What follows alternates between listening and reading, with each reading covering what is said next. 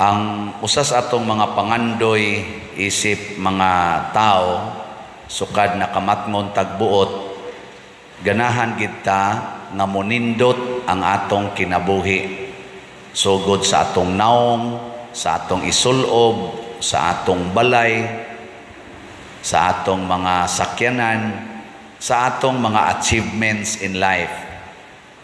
Kinsa man ninyo dinhi ang nangandoy nga mubati ang imong kinabuhi, taas ang kamot.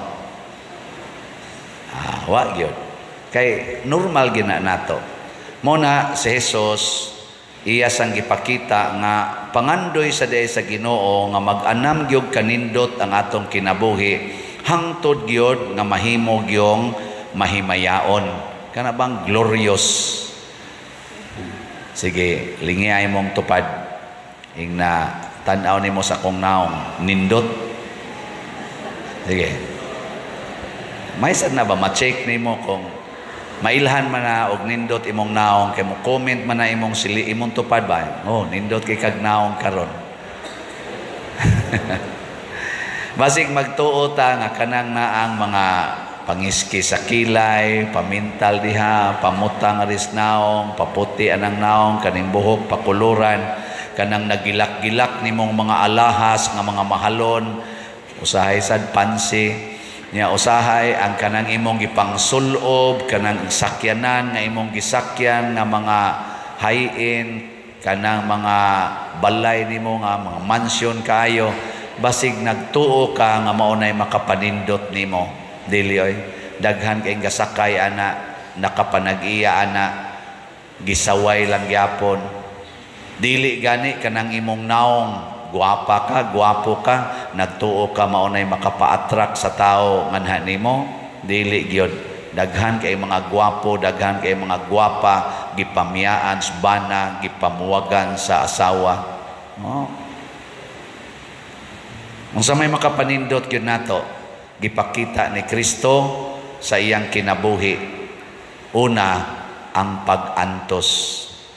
Kinig yung pag-antos para sa atong isig katao, mao ginay makapanindot sa atong kinabuhi. Tanawa sila si San Roque, sila si Saint Francis of Assisi, Mother Teresa of Calcutta. Ana, nya usas mga pag-antos nato, kinig yung pag-alagad sa mga nanginahanglan. Sige, lingi ay mong tupad. Ina pila na kabuk imong gialagaran karong simanaha. Nya unsa may makapabati sa tong naong? Unsa may makapabati? Ang paglikay sa pag-antos. Kanang tao nga maglikay-likay sa pag-antos, mulikay gyud, bati kay nagnaong. Kana bitang mga anak nga mulikay gyud pag-antos anang paghugas plato, pagpanglaba, panglimpyo, bati kay na sila naong para sa ilang ginikanan. Pero kanang mga bata nga muantos gyud pagtabang sa ginikanan, manglimpyo, manglaba, sana diha, maggardening, uban pa bisag unsa isugo ba naa gyud mag-study gyud sa lessons. Pastilan ang naong anak nila attractive kaayos ginikanan, no? Hindi man mo motoo. Ana magunagon. Kana sa mga ginikanan nga magsigig yaw-yaw, sigig yaw-yaw, sig pangasaba, buntag pang sayo, inigmata pa lang kasaba na, siging panaway anang iyang anak, sana siging pamuyboy, nga gadagko lang na inyong mga kaon, nga na ba? Nya siging mahay, sus nagmahay kung gipakatao ta mo mga buanga mo may pagikumot ta mo atong gagmay pa mo diri pa mo sa kong tiyan, may pagikumot ta mo ana ba? Oy, bati kay na sila naong para sa mga anak. Oh. Kamong nay anak, pamutan ako nun yung anak, ina tan-aw nimo sa kong naong dong, day guwapo, guwapa, ina ka lang. Kanang mga bana o mga asawa nga magsigig alagaray, dili magsuguay, di gina magkabuwag. Pero kanang mga yaw-yawan kaayo, mga demanding kaayo, tag-as kay mga standards, dali kay na magkabuwag. Bisag guwapa pa kang asawaha ka, luod kay kag naong mas gwapa pa tong maid kay ang maid magsige ra jog ingon unsa pa sir, unsa pa sir. Init ra sir. Ang kape ba, wala na. Ang asawa, oy, moingon ang bana, day ko tawir ko kape, unsa pungkol ka, di ka mukutaw ganito. Ita pa'y hasol-hasol, kita kang busy kay ko diri, ako pa imong pakutaw-kutaw. Ikaw sige ka panugo dia, senyorito, biya ni mo. Mana mga asawa, ang bana, may nga piste sa ning animal. Di man kita kapamaray kaning buang-buang. Ang kanto na yung maid, inignaog pa lang, sir, coffee. Unsa imo butang gatas o daway gatas sana ba? Unsang gatas sa imo sir? Ingon sa dang bana ikaw. Awa mo kachi. Munindot lagi nang naong ana magani asawa nga ni complain ako gwapa kay ning asawa ha kay kuan man gid may kanang kaila man gid may sukat gagmay pa babatanon pa. Gwapa gyud kay ni siya. Murag kana atong tawgon nga beauty pang artista. Kana bang pwede ibutang sa screen ba? Na may mga mga naong nga ibutang nimo sa screen pareha ning ako, ma-horror man ni usahay. Pero kana gyud mga musidlak bitaw kita nimo screen. Nahibong ko pagkapari nako, perti niyang sukua siyang bana. Iya kong gibalitang sa sundan kay nakapangabit sa bati kay naong.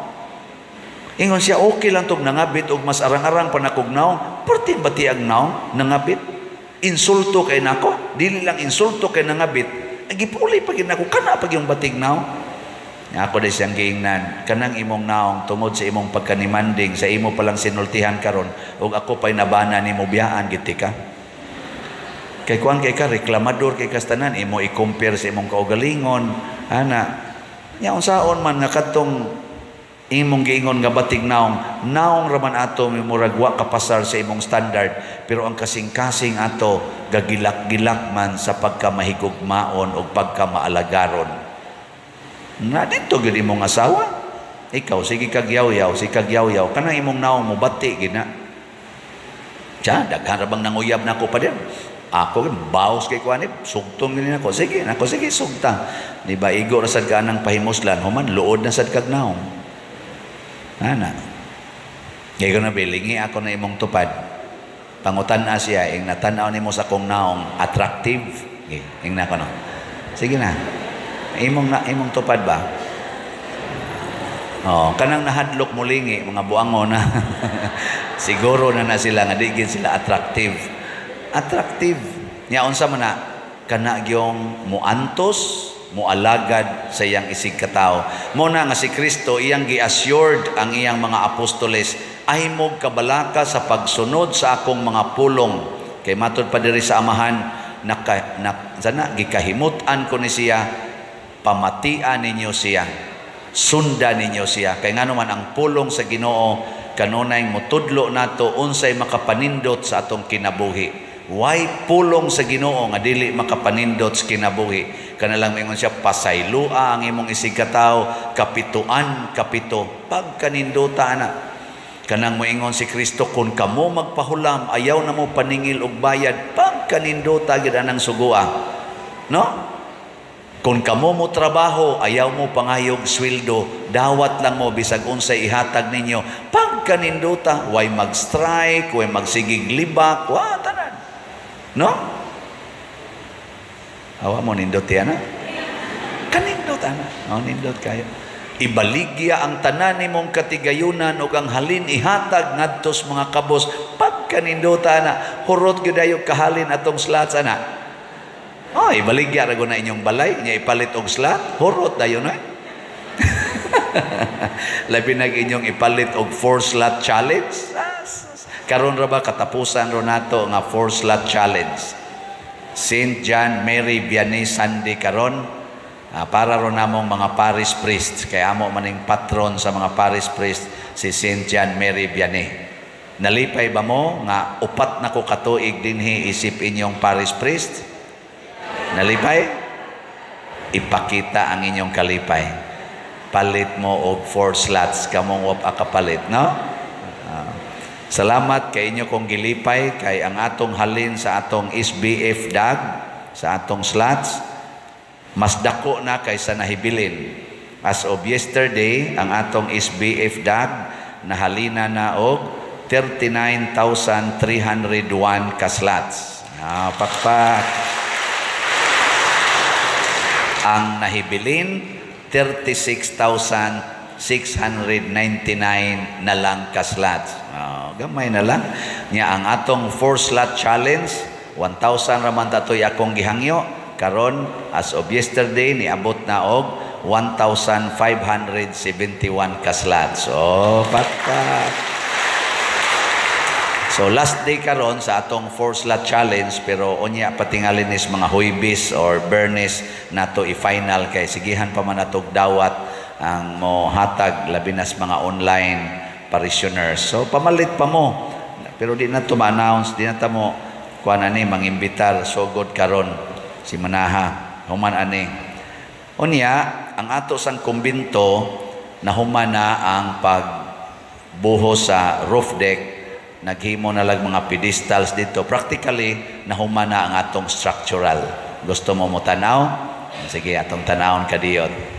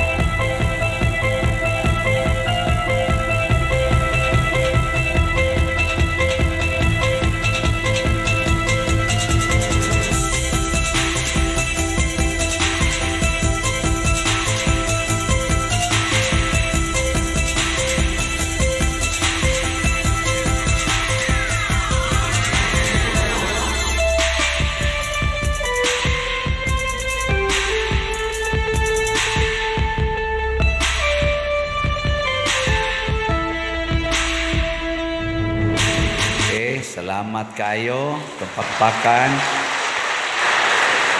Kadtong gipanghimo nga gisaka nga tus babaw nga mga bag-o na sang mga kuan, columns, kuan to siya para na to sa mga pedestals na to para sa tungtungan sa atong bag-ong tangkis tubig niya ang katos ang atong image ni San Vicente Ferrer nga ibutang dito sa ibabaw. So practically humana ang atong structural magpadayo na taghimo sa atong mga architectural. Salamat gyud kayo ani. So suporta gitag maayo kining inyong gipangbuhat makapatransfigure, makapanindot ni sa ato dinhing kanini ang sitwasyon niya.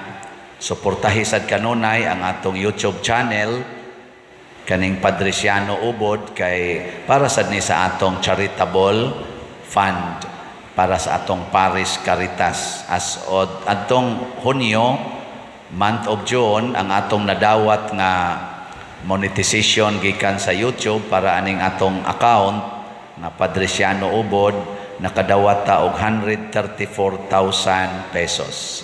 Pakpakan na to ang tanan nga mga viewers. Kinsa ninyo dinhi ang magsigig yung view kada adlaw sa atong YouTube channel? Tasang kamot. Hala ka jutay. Kamon tanan pag biyo-biyo san mo dihay, sige lang mo tanaw ng porn, kana sang atong kuan, kana sang atong biyo, sige lang mo anang online sabong, tanaw na lang sad mo anang atong mga kuan, biyo, makat-on pa mo, makashare pag yun. Salamat kayo ana. Unya, ako sang panapos aning atong humili nga kining unang pagbasa nga naghisgot sa harianon nga kahimtang sa Ginoo gasigig hisgot og kayo kalayo ba matod pa diri na ako noy sa to kana ganing trono nga kalayo nagdilaab ligid nga kalayo naasay suba nga kalayo kining kayo mao gini ang mo purification. Kanang taong manggihatagon o maalagaron ang kasing-kasing sa dana ma-purify. Pero inig-purify na anang kasakit. Sakit man ang kalayo, mo purify na siya tungod kay tangtango niya ang mga bati nato. Nya sakit man na siya inigtangtang, tuguti lang ang mga kasakit. Mao na ang pag-antos, mo purify na nato, gitawag nag fiery furnace. Mao na siya ang representative sa kalayo sa atong kinabuhi kanang kasakit aron maliwat tas Ginoo. Mo na si Kristo gigamit gid niya ang kasakit. Si Saint John Mary Vianney daghan kay kasakit, si San Roque daghan kay kasakit. Practically tanang mga santos daghan kay giagi ang kasakit. Pero inig human sa kasakit mulgawas dayon ang mahimayaon nga kalipay o panagway. Sige, katapusang lingi sa imong tupad. Ing nasugod karon mangita na tagkasakit. Sige, ing na. Sige na. Ing na dayon. O na. Inyag na gani mo yung mga silingan o imong nailhan nga naghilak tungod sa kasakit. Ing na, congratulations. Mo transfigure na ka. Munindot na imong naong. Labi nang nangahibat diri ang naong og hilak. Nindot kay kag naong nga nainighuman. Hilak lang. Kana din agi na mudaghan ang ma-stress, din madaghan ang maghikog kay nakasabot naman ta nga ang kasakit di ay pulos di ni magdaan nato sa mahimayaon nga kinabuhi. Manindog ta.